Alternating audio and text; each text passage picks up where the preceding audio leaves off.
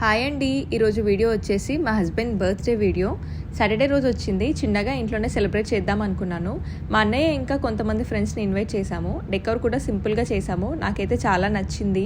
Cake కూడా నేను ఇంట్లోనే చేశాను. కానీ ఈరోజు సాటర్డే, ఎలాగూ నేను మా హస్బెండ్ తినము.